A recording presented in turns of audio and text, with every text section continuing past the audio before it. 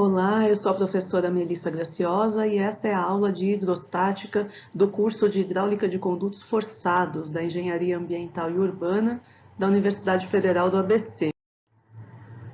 A estática dos fluidos ou a hidrostática é o ramo da hidráulica que estuda o comportamento de um fluido que está em equilíbrio estático, ou seja, ele está em repouso e não tem tensão de cisalhamento, não existe movimento nesse fluido. Então, tem diversos campos de aplicação para a área da hidrostática, dentre eles as forças que atuam sobre objetos submersos, forças de empuxo, medidas de pressão, forças desenvolvidas em diversos sistemas. Uma outra aplicação também da hidrostática é em tanques, né, quando a gente precisa saber a pressão que atua em diversas profundidades desse tanque. Então, é considerado que um fluido está estático, em equilíbrio, né, estático, quando ele está em repouso ou quando ele está em movimento de corpo rígido, ou seja, ele está dentro de um recipiente que se move, mas ele está em equilíbrio interno com esse recipiente. Não tendo nenhum tipo de tensão de cisalhamento. Isso é o ponto aí para a gente considerar que um fluido está em equilíbrio estático, é não haver essa tensão de cisalhamento, não haver o movimento relativo entre as moléculas do próprio fluido, né? Então, na hidrostática ou na estática dos fluidos de maneira mais geral, por definição, o fluido está nessa condição. E aí, nessa condição, não havendo forças de cisalhamento, a única força atuante sobre esse fluido são as forças de pressão. Então, o problema hidráulico consiste em determinar essas pressões ou a variação das pressões nos diversos pontos. E nessas condições, né, de um fluido, sendo um fluido homogêneo e estando em equilíbrio estático, ou seja, ou ele está estático ou ele está em movimento de corpo rígido, cada partícula desse fluido vai manter todas as suas propriedades ao longo do tempo e os elementos desse fluido não vão se deformar. Então, nessas circunstâncias, vale a segunda lei de Newton, para avaliar o equilíbrio de forças, né, que está agindo sobre essa partícula de fluido. Então, basicamente, o que a gente faz é um estudo das pressões, né? São as forças de pressão que atuam nos diversos pontos desse fluido que está parado. E aqui a gente vai considerar a unidade padrão para pressão, o Pascal, que é o Newton por metro quadrado. Mas existem outras unidades de pressão que são muito usuais, inclusive em hidráulica, né? Em mecânica de fluidos em geral, em hidráulica em particular, algumas delas. Então, é muito comum encontrar na literatura a pressão expressa em ATM, né? 1 atmosfera, 2 atmosferas. A pressão expressa em quilograma força por centímetro quadrado. Em psi, né, que é libra por polegada quadrada, não é muito corrente aqui nas nossas bibliografias, mas uma particular forma de expressar a unidade de pressão que é muito comum para a gente é o milímetro de Hg e o metro de coluna d'água. Aliás, o metro de coluna d'água ele é uma unidade muito utilizada para as nossas finalidades aqui. De hidráulica da área ambiental, principalmente na parte de sistemas de abastecimento de águas, né?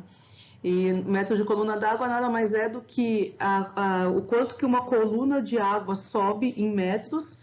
Se você fizer um furo naquele ponto do recipiente onde ele está contido, ela, estando sob pressão, ela vai subir dentro desse tubo, né, desse canudo que for colocado ali. E aí essa pressão ela pode ser diretamente medida ali com uma régua, com uma trena, então fica uma unidade muito comum, utilizada muito na prática.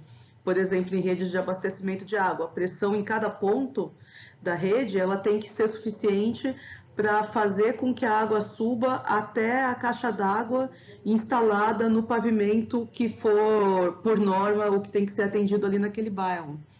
E aí, por isso que a unidade comum, assim, corriqueira, né, de se falar em termos de pressão em rede de abastecimento, é a unidade de metro de coluna d'água. Mas aqui, para os efeitos da disciplina, a gente vai utilizar principalmente Pascal, né, Newton por metro quadrado ou quilopascal.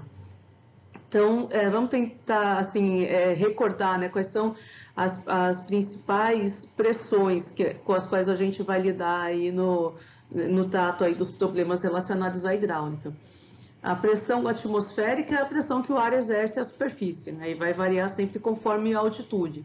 Se eu estiver na base de uma montanha, eu vou estar sujeito a uma pressão maior do que se eu estiver no topo da montanha, né? Porque tem menos coluna de ar sobre o topo da montanha do que na base. Ao nível do mar, a pressão atmosférica é maior do que no alto de uma montanha. E a pressão atmosférica, ela é medida com um instrumento que é chamado barômetro. Hoje são instrumentos aí eletrônicos, né? Mas a primeira vez que ela foi medida foi através de um barômetro de mercúrio, né? E que o físico, o cientista italiano Torricelli, então é conhecido como o barômetro de Torricelli, ainda ali na época de muito desenvolvimento da hidráulica, né? E por volta dos anos 1600 a 1700, ele fez um experimento com o barômetro de mercúrio e mediu pela primeira vez a pressão atmosférica. A pressão absoluta é a pressão medida a partir do vácuo total. Então, a pressão absoluta, ela vai ser sempre positiva, né? Porque ela é medida a partir do zero total. E a gente chama de pressão relativa ou pressão manométrica, desculpem, é aquela pressão que é medida em relação à pressão atmosférica. Então, ela pode ser uma pressão negativa, né? Porque a pressão atmosférica ela é superior à pressão, ao zero absoluto, né? Então, a pressão manométrica ela pode estar acima ou abaixo do valor de referência da pressão atmosférica. Ou seja, eu tenho a possibilidade da pressão manométrica ser positiva ou negativa, mas a pressão absoluta, ela sempre vai ser positiva, né? E quem contribuiu aí com a mecânica de fluidos, aí com o estudo das pressões, o estudo da hidrostática, tanto é que a gente atribui a ele, né, o nome da unidade dada para medir a pressão, que é o Pascal, foi o físico Blaise Pascal, que também viveu nesse período aí em que a mecânica de fluidos teve muitos avanços científicos, né? Foram diversos cientistas que contribuíram, e ele fez uma das mais importantes contribuições práticas aí para a mecânica de fluidos, que diz respeito exatamente a como que as pressões são transmitidas através de um fluido que está em repouso. E eu poderia falar que o enunciado de Pascal é dado por essa frase: o coração tem razões que a própria razão desconhece. Nem todos sabem, mas Pascal, além de físico e matemático e hidráulico, ele era também escritor, filósofo e teólogo. E essa frase que ficou eternizada é atribuída a ele. Não é o enunciado da lei de Pascal, mas não deixa de ser uma boa forma de apresentar a pessoa. Mas o enunciado mesmo da lei de Pascal é o seguinte: quando um ponto de um líquido que está em equilíbrio, ele está parado ou em movimento de corpo rígido, quando ele sofre uma variação de pressão, todos os outros pontos deste mesmo líquido vão sofrer a mesma variação de pressão. Ele chegou a essa conclusão matematicamente, também a partir de experimentos, e isso acabou sendo a base, o princípio para muitas aplicações que a gente tem hoje da hidráulica, como a gente vai ver adiante aqui nessa aula. Então, a estática dos fluidos, ela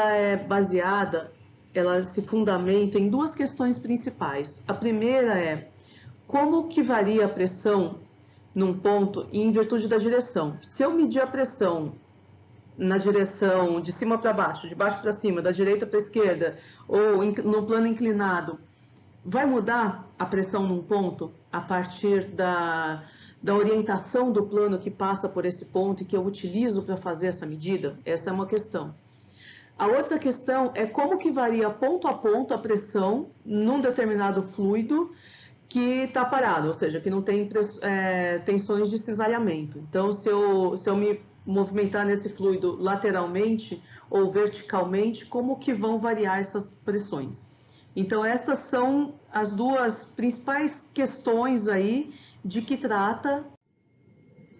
E o equacionamento que Pascal propôs para fazer o estudo das pressões, se existe variação de pressão conforme a inclinação conforme a inclinação do plano passando pelo ponto onde eu estou fazendo a medida, ele fez esse estudo a partir de um equacionamento em que ele considera um determinado volume de controle, no caso ele pegou um volume de controle em forma de cunha para poder ter um plano inclinado, porque ele queria justamente estudar o efeito dessa inclinação na medida da pressão.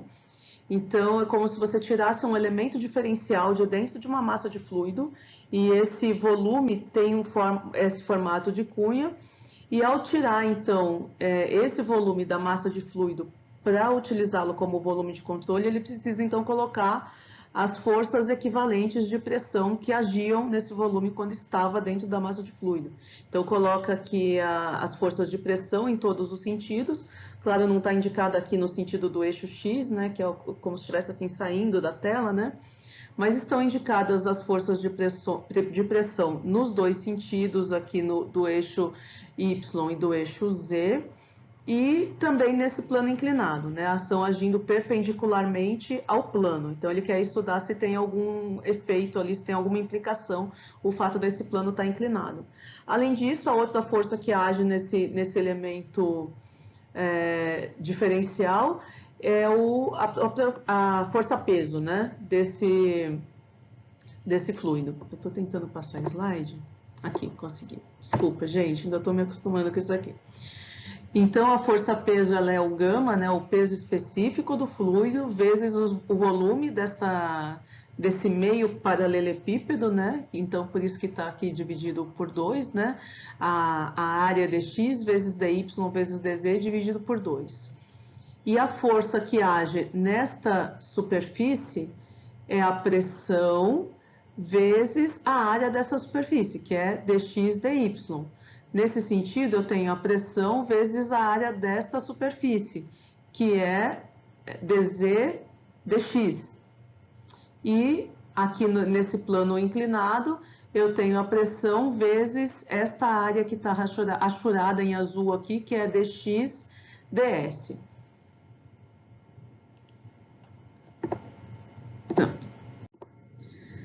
Bom, então, por simplificação, não foram colocadas aqui as forças na direção do eixo X, perpendicular aqui, né, saindo da tela, e aí ele aplica, então, a segunda lei de Newton, que em cada uma das direções tem que ter aqui tem que atender que a somatória das forças é igual a massa vezes a aceleração naquela direção. Então, ele faz essa aplicação da segunda lei de Newton no sentido do eixo Y, que está aqui, e no sentido do eixo Z.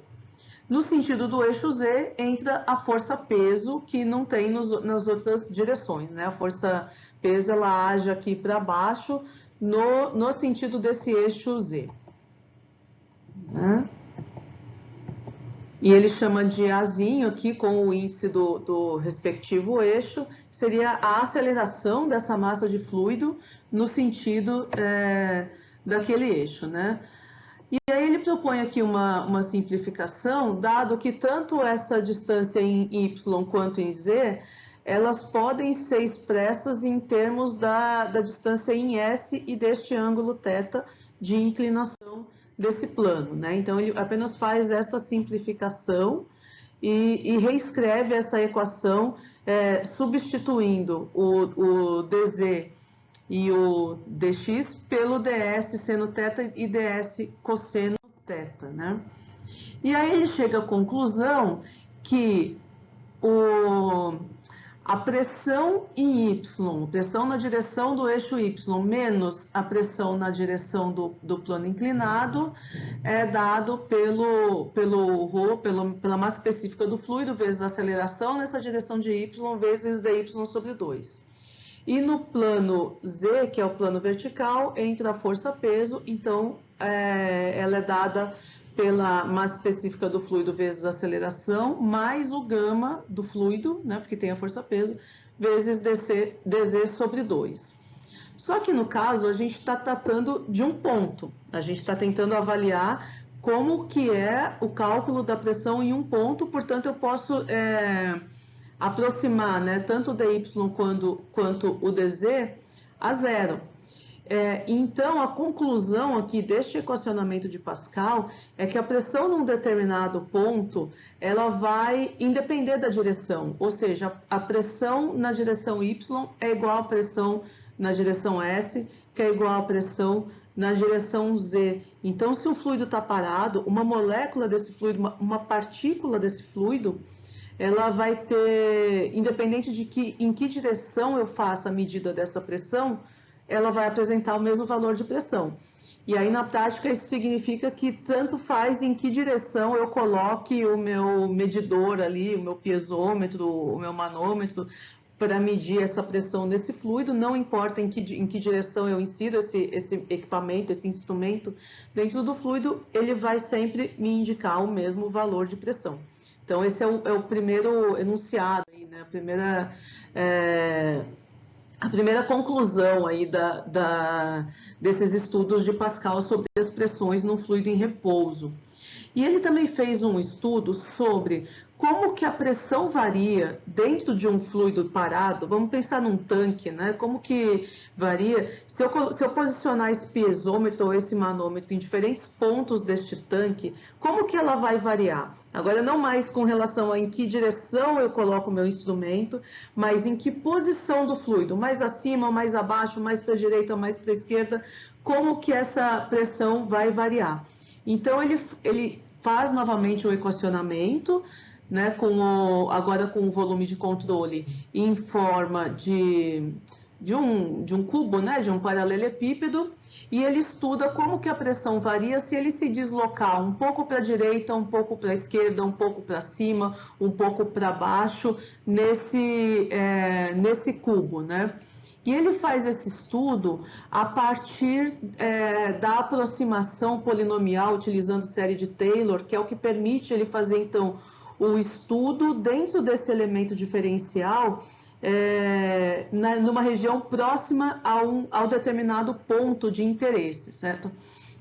Sendo que o volume desse cubo, agora já não é mais uma cunha, né? É um paralelepípedo, é dado por dx, dy, dz, tem os três eixos aqui, né? O eixo x como se estivesse aqui assim saindo da tela, o eixo y na direção horizontal, o eixo z na direção vertical. Então, para fazer esse estudo das forças de pressão, no eixo Z, além das forças de pressão, vai entrar também a força-peso deste elemento de fluido nessa direção do eixo Z. Então, novamente, para simplificação, as forças na direção X, elas não estão mostradas, essa direção saindo da tela. E aí, ao fazer esse estudo de como varia, então, a pressão ao se mover um pouco a partir de um ponto, um pouco para a direita, um pouco para a esquerda, um pouco para cima, um pouco para baixo, e ao aplicar a segunda lei de Newton, que sabe-se que é válida para essa situação, né, para essa condição do fluido em repouso, na direção X e na direção Y, que é a direção horizontal e a direção, o plano saindo da tela, isso fica em função dessa aceleração, que a gente sabe que é nula nesse fluido, porque ele está parado. Então, você não tem uma variação de pressão quando se move nestes dois planos. E no eixo Z, né, que é o eixo vertical, também vai ter essa componente devido à aceleração anulada, porém entra a componente da força-peso. Então, essa componente da força-peso, ela vai existir. E aí a gente chega na equação fundamental da hidrostática, que ela relaciona que a pressão ela varia exclusivamente com o eixo vertical e ela é igual ao peso específico do fluido, né? A variação da pressão com o eixo vertical é igual ao peso específico do fluido e que esse sinal de menos ele indica que quando eu diminuo o valor, né, nesse eixo vertical, eu aumento o valor de pressão.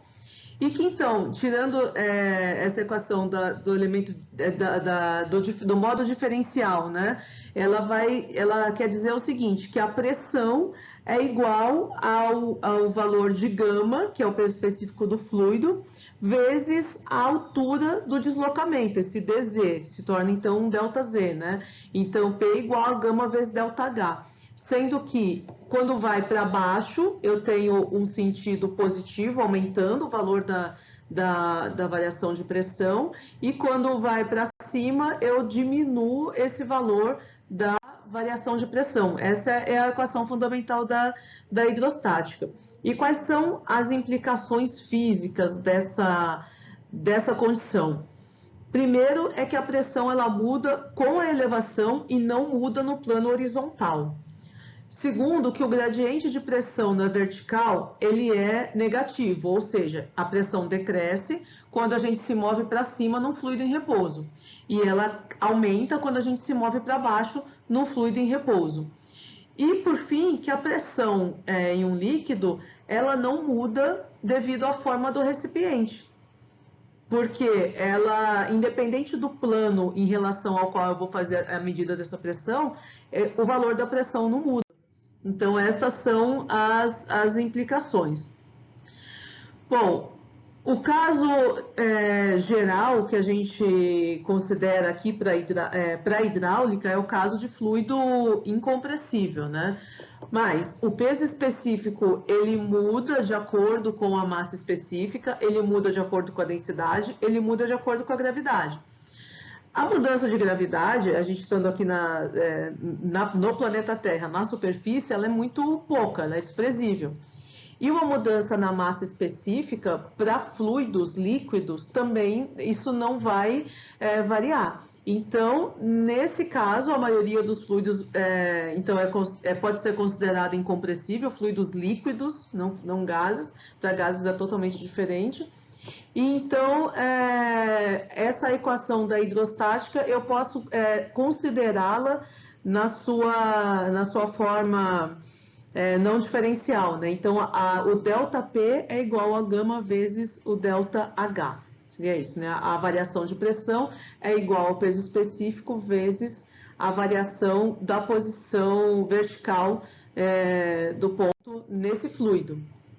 Então, matematicamente, quem formulou, assim, a partir de todos os estudos de Pascal, quem formulou, né, o teorema de Stevin dessa forma não diferencial, variação de pressão igual ao peso específico vezes a variação de altura, foi o físico Stevin, que eu preciso corrigir o nome aqui, né? Não é o Pascal aqui nessa foto, é o Stevin. E é conhecido, então, como o teorema fundamental da hidrostática, e é esse o teorema que a gente aplica para fazer medição de pressão em fluidos, que vai variar de acordo com a posição vertical do ponto de medição. Na maioria das aplicações, a pressão que está exercida na superfície é uma pressão atmosférica, que a gente chama de P ou PATM, então a equação fica reduzida, né, dessa forma, que a pressão num ponto é igual ao peso específico vezes a profundidade desse ponto, mais a pressão de base, né, a pressão atmosférica, que a pressão desse fluido, sendo ele homogêneo e incompressível, em repouso, vai depender única e exclusivamente da altura do fluido, referente a alguma referência horizontal, né, determinada, não é influenciada pela forma desse recipiente, então, independente da forma, eu vou ter numa mesma profundidade, o valor da pressão é igual. E a partir daí eu consigo então fazer todo o estudo da medida das pressões a partir desses teoremas principais da hidrostática, o de Pascal e o de Kelvin, né, que é derivado de Pascal. Então, se eu pensar num recipiente assim com formas diversas, mas todas elas comunicadas assim a partir de uma base, e com a superfície toda voltada para a atmosfera, independente de em qual das superfícies aí desse fluido eu meça a pressão, estando numa mesma profundidade, esse valor. Então, tem várias aplicações, né, que Pascal ainda encontrou em seus estudos para aplicações práticas, né, no campo da hidráulica a partir dos teoremas, né, que ele postulou. E uma delas é que, ao se aplicar uma pressão em um ponto qualquer de um fluido que esteja em repouso, essa pressão ela se transmite a todos os demais pontos desse fluido em repouso, dentro desse tanque, né? Então, inclusive as paredes também desse tanque, desse recipiente. E essa propriedade em particular, ela é utilizada em diversos dispositivos, seja para amplificar forças, seja para transmitir forças de um ponto ao outro. Então, um dos exemplos é a prensa hidráulica, né?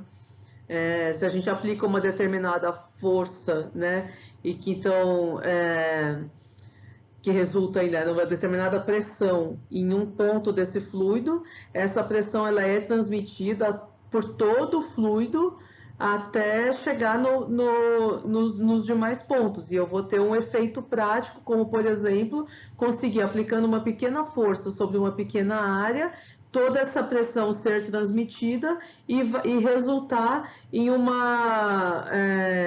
e eu conseguir movimentar um objeto de massa muito maior que esteja em outro ponto do fluido. Então, esse é o princípio da prensa hidráulica e que é muito aplicado aí em diversos equipamentos, né, hidráulicos. Essa transmissão de pressão, na verdade, acaba sendo uma das principais implicações práticas do Teorema de Pascal, porque pode ser obtida uma vantagem mecânica, vamos dizer assim, né, com essa igualdade das pressões. Uma pequena força aplicada num pistão pequeno, ela pode desenvolver uma grande força num pistão grande, desde que eles estejam interligados por um fluido em repouso. Então, esse é o princípio de macaco hidráulico, elevador, prensa hidráulica, todo tipo de controle hidráulico, né? Uma força mecânica é aplicada por meio de uma ação direta ou por ar comprimido, e você consegue equilibrar uma força maior a partir da aplicação de uma força menor. Então, é o exemplo da prensa hidráulica, é o exemplo do freio, né? Você tem um fluido de freio ligando um êmbolo onde tem o pedal de freio, onde vai ser aplicada uma pequena força, isso vai ser transmitido pelo fluido e para uma outra seção de maior área e que vai resultar, então, numa força que é capaz de fazer esse veículo parar. A mesma coisa acontece com guindaste hidráulico e diversas outras aplicações. Bom, e como que é feita essa medida da pressão atmosférica? Porque a gente sabe que a pressão ela vai ser igual ao peso específico vezes a altura, e ela vai ser, ela cresce com a profundidade. Então, a pressão num ponto qualquer de um tanque, de um fluido em repouso, a pressão absoluta ela vai ser igual ao peso específico vezes a profundidade, mais essa pressão atmosférica, que ela não é nula, né? Ela somente para efeitos práticos, quando eu tenho a pressão atmosférica agindo nas duas extremidades, eu posso desconsiderá-la, mas ela tem um valor. E como que é feita essa medida da pressão atmosférica? Ela foi feita pela primeira vez pelo físico Torricelli com um instrumento chamado barômetro. E por isso que também até hoje ela é chamada também de pressão barométrica. A pressão atmosférica, então, ela foi medida com um instrumento chamado barômetro de mercúrio, em que é colocado o mercúrio dentro de um tubo, né, que ele é fechado numa das pontas, e ele é aberto na outra ponta. Mas então ele fecha essa ponta, deixa eu passar aqui a animação desse slide que vai mostrar melhor para vocês. Ele fecha uma das pontas desse tubo e vira o tubo dentro de uma cuba de mercúrio, né? E nessa cuba de mercúrio está agindo aqui a pressão atmosférica. Ao virar esse tubo dentro da cuba de mercúrio, a força-peso do mercúrio vai fazer com que essa coluna de mercúrio desça, né? Ela vai tender a se equilibrar com o fluido, com o mercúrio que está aqui na cuba do lado de fora desse recipiente. Por outro lado, a gente tem agindo no sentido contrário a força da pressão atmosférica que está agindo aqui na cuba de mercúrio. E no momento que essas duas forças se equilibrarem, essa lâmina de mercúrio aqui, ela vai se estabilizar, ela vai parar de descer. Então, isso acontece porque a pressão atmosférica se equilibrou com a força-peso. Portanto, é possível medir essa pressão atmosférica conhecendo-se apenas o gama, o peso específico do mercúrio, e medindo aqui a altura dessa coluna de mercúrio.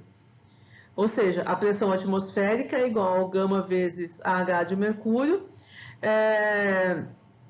mais essa pressão de vapor que tem aqui nesse vácuo, né? Mas ela é muito pequena. Então, a pressão atmosférica pode ser aproximada para o valor do gama, do mercúrio, vezes o deslocamento dessa coluna de mercúrio. E por que o mercúrio? Porque ele é um fluido suficientemente pesado para que essa coluna ela fique num valor fácil de mensurar. O mercúrio ele é cerca de 14 vezes mais pesado que a água. Então, se ele fosse fazer esse mesmo instrumento utilizando a água, para você ter uma ideia, a altura média da coluna de mercúrio, a pressão atmosférica, é de 76 centímetros, né? 760 mm de Hg é o valor da pressão atmosférica média, padrão. Então, se fosse uma coluna de água, isso iria subir 13 metros, já não é tão fácil assim de medir.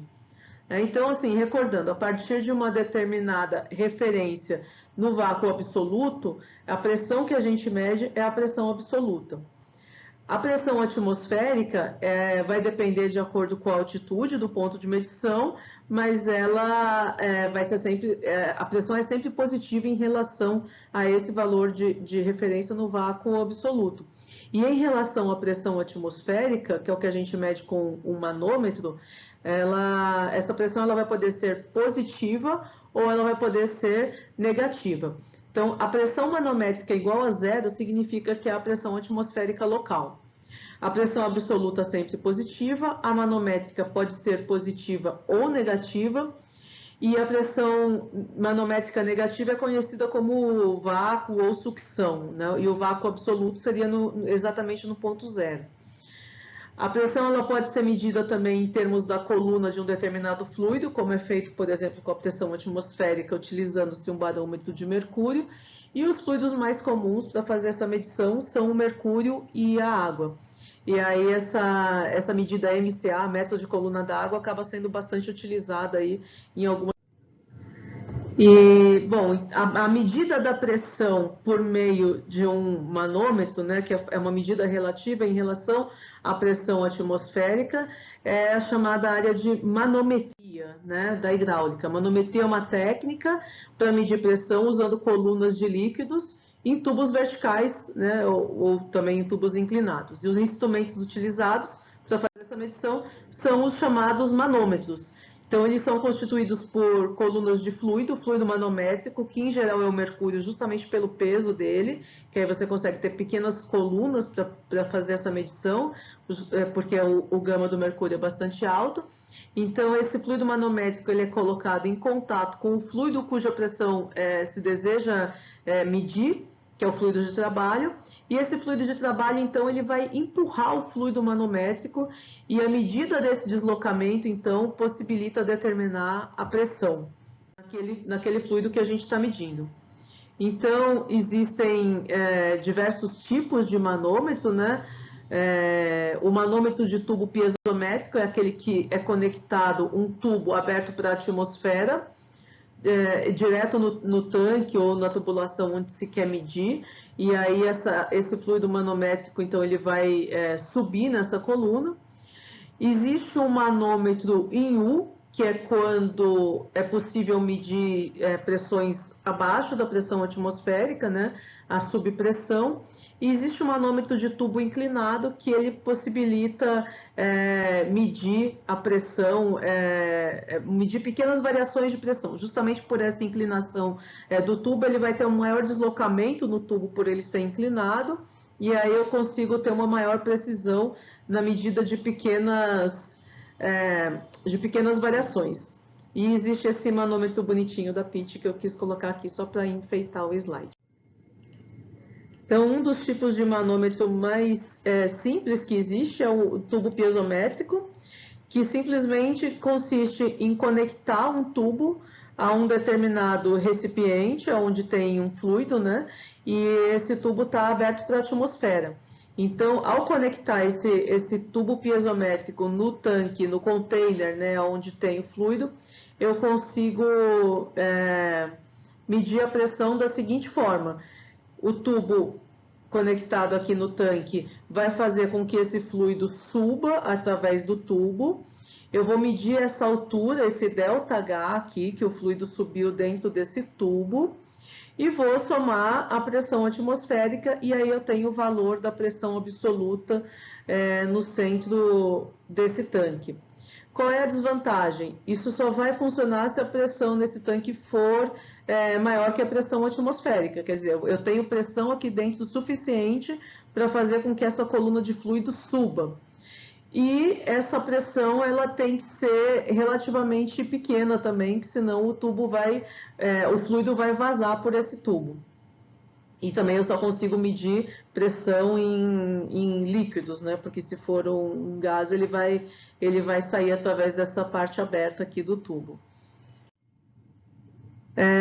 Aí um outro tipo de manômetro que ele foi pensado justamente para resolver essas desvantagens, né, do manômetro do tubo piezométrico é o manômetro em U, porque no manômetro em U, se a minha pressão dentro do tanque for menor do que a pressão atmosférica, então a pressão atmosférica vai empurrar esse fluido manométrico, né, e aí eu consigo medir pressões negativas. Então essa é a vantagem de ter um manômetro em U.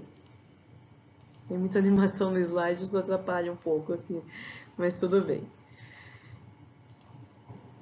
Ou seja, sempre eu vou me mover a partir de um determinado ponto. O processo de aplicar assim, a manometria, ele consiste em partir de um determinado ponto. Eu estou partindo do ponto PA. Pelo teorema de Pascal, se eu estar aqui neste ponto ou neste aqui, eu tenho a mesma pressão, porque eu estou me movendo horizontalmente. Se eu quiser saber a pressão neste ponto, eu vou partir da pressão PA e vou somar gama vezes essa distância H, e eu tenho a pressão aqui nesse ponto 2. Como eu tenho em todo este trecho o mesmo fluido, que é o fluido manométrico, então a pressão neste ponto 2 é igual à pressão nesse ponto 3. E para eu saber então a pressão aqui neste ponto, basta eu subtrair, porque eu estou subindo, né? A pressão aumenta quando a gente desce, diminui quando a gente sobe, então eu vou subtrair este valor H vezes o gama desse fluido. Então, é assim que eu aplico manometria, que no final eu igualo a zero porque ele está aberto para pressão atmosférica. No caso da manometria, eu considero a pressão de referência a atmosférica, então a pressão atmosférica, para a manometria, ela é considerada igual a zero. Então, a equação para a pressão no container, eu consigo, neste caso aqui, determinar, seria gama 2, que é esse lado aqui do fluido, vezes H2, menos gama 1 vezes H1. E assim eu tenho o valor da pressão no container, a partir do deslocamento do fluido manométrico que eu conectei a esse container. Aqui eu deixei uma nota, né, explicando exatamente isso, que eu posso pular do nível 2 para o nível 3, porque está no mesmo nível, portanto tem a mesma pressão. Esse é um princípio importante aí da manometria. A manometria ela precisa ser aplicada trecho a trecho, porque o fluido vai mudando. Então, eu conectei um manômetro num container com um determinado fluido, e este manômetro está preenchido com o fluido manométrico, e eu vou medir essa diferença de altura para conseguir saber qual é a pressão, então, do fluido dentro daquele tanque que eu conectei. Por que eu não posso saltar do ponto 1 para outro ponto de igual elevação aqui? Porque eu mudei de fluido, né? Tem fluidos diferentes. Então, no ponto 1, eu tenho que a pressão aqui é igual à pressão aqui. Então, para eu saber a pressão total, eu vou ter que ir somando o gama deste fluido vezes essa distância. Aí sim eu posso saltar aqui para o outro lado, porque é o mesmo fluido, então a pressão que tem aqui é igual à pressão que tem aqui, e aí eu subtraio essa altura vezes o gama desse fluido e tenho ao final o valor da pressão em A. Então, quando eu faço esse procedimento, estou fazendo esse procedimento de manometria, chamado dessa forma, para eu poder saber a pressão dentro de um ponto, de um fluido em repouso, utilizando-se um manômetro com o fluido preenchido com o fluido manométrico, que em geral é o mercúrio. Em alguns casos eu posso medir a diferença de pressão entre um tubo e outro, não necessariamente eu consigo medir exatamente a pressão, mas a diferença entre um e outro, utilizando-se o chamado manômetro diferencial, né? E eu aplico da mesma forma. A diferença é que aqui do outro lado não é pressão atmosférica. Então, por exemplo, se eu quiser saber a pressão no ponto B, conhecida a pressão no ponto A e conhecido o peso específico desses dois fluidos, eu tenho que a pressão em B é igual a pressão em A mais, porque eu estou descendo, o gama deste fluido vezes esta altura. Aí eu posso passar para esse outro lado, porque eu tenho o mesmo fluido, né? Então, numa mesma horizontal, a pressão vai ser igual. Então, agora eu vou subir subtraindo, menos o gama deste fluido, vezes essa altura, menos, porque eu estou subindo, o gama deste fluido, vezes essa altura, é igual, então, à pressão em B. Então, eu consigo saber o valor diferencial da pressão entre um recipiente e outro. Que a animação está mostrando como que é feito isso, trecho a trecho, passo a passo. O fluido manométrico mais comum é o mercúrio, justamente pelo peso. Tem que ser um fluido que não se misture com o fluido do recipiente ao qual eu estou conectando, né, esse manômetro. Para medidas muito precisas, a temperatura vai interferir, mas em geral é muito pequena. E também pode ter o efeito da capilaridade, mas em geral os manômetros eles já são dimensionados com um diâmetro desse tubo que vai anular esse efeito da capilaridade, né? O manômetro de tubo inclinado, ele tem exatamente as mesmas características, a diferença é que o deslocamento que vai ser maior, porque eu vou medir um deslocamento ao longo do tubo. Então, eu consigo medir melhor pequenas variações de pressão se esse tubo estiver inclinado. Aí a diferença é que na hora de fazer a manometria, eu tenho que considerar este ângulo aqui de inclinação do tubo e projetar ele na direção vertical. Então, vai ser essa distância horizontal medida vezes o seno desse ângulo, aí vai ser a variação de pressão que eu tenho, porque na direção, a pressão só varia na direção vertical. Então, eu preciso pegar essa componente vertical. Tão conhecido esse ângulo, o fato do manômetro estar inclinado me ajuda no sentido de que fica mais fácil medir distâncias maiores, né?